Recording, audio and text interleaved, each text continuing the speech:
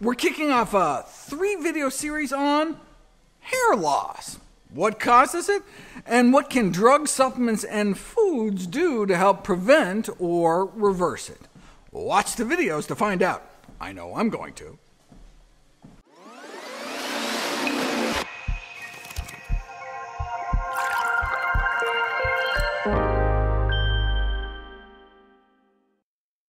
Studies show that by age 50, approximately half of men and women will experience hair loss.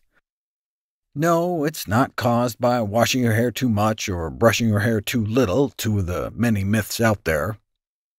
The majority of hair loss with age is genetic, for both women and men in the case of this study.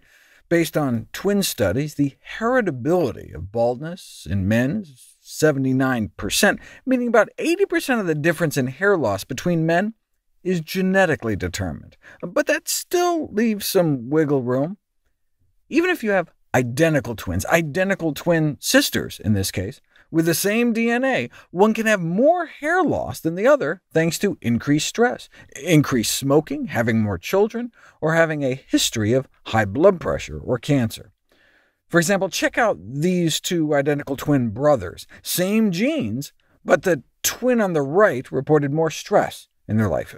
In this pair, the identical twin on the right was a smoker and drank more alcohol. Smoking can contribute to the development of both male and female pattern baldness because of the genotoxic compounds in cigarettes may damage the DNA in hair follicles and cause microvascular poisoning in the base of the follicle. Other toxic agents associated with hair loss include mercury, because it seems to concentrate about 250-fold in growing scalp hair. In fact, maybe the reason Shakespeare started losing his hair was due to mercury poisoning from syphilis treatment. Thankfully, doctors don't give people mercury anymore. These days, as the CDC points out, mercury mainly enters the body through seafood consumption.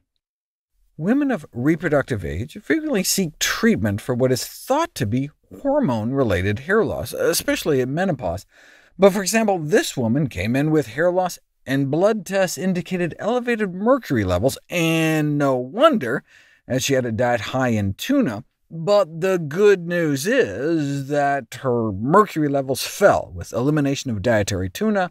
Within 2 months, her hair started to come back. In 7 months, maintaining a fish-free diet, her hair completely regrew. So doctors should consider screening for mercury toxicity when they see hair loss, since there's something we can do about it. Instructing patients to reduce fish intake and repeat blood tests could offer relief of symptoms and uncover dietary habits that may be a source of heavy metal-induced hair loss. Though admittedly, sometimes heavy metal can lead to too much hair. What about nutrient deficiencies as a cause of hair loss? After bariatric surgery, the most frequent nutrient deficiency symptom is hair loss, but that's because they've had their anatomy rearranged to cause malabsorption on purpose. In general, there is little evidence to suggest that vitamin and mineral supplementation benefits people unless they're actually deficient. For example, we've known for centuries that scurvy, severe vitamin C deficiency, can cause hair loss.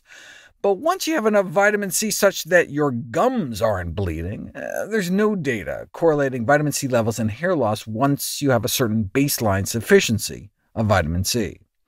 It's also a myth that supplements containing zinc will increase hair growth, unless you have zinc deficiency, like if you're an alcoholic or something. But if you have normal zinc levels in your blood, taking more zinc won't help, and in fact can have negative side effects. Same thing with taking iron supplements. The most common ingredient in top-selling hair loss products is vitamin B7, also known as biotin. Yes, biotin deficiency causes hair loss, but there are no evidence-based data that supplementing biotin promotes hair growth, and severe biotin deficiency in healthy individuals eating a normal diet has never been reported. But if you eat raw egg whites, you can acquire a biotin deficiency, since there are these compounds that attach to biotin and prevent it from being absorbed. But other than rare deficiency syndromes, it's a myth that biotin supplements increase hair growth. But hey, why not just have the attitude, can't hurt, might help? Because of the lack of regulatory oversight of the supplement industry, and, in the case of biotin, interference with lab tests. Many dietary supplements promoted for hair health contain biotin levels up to 650 times the recommended daily intake of biotin, and excess biotin in the blood can play haywire on a bunch of different blood tests, including thyroid function and other hormone tests, including pregnancy, also the tests they do to see if you've had a heart attack, so it could potentially even be life or death.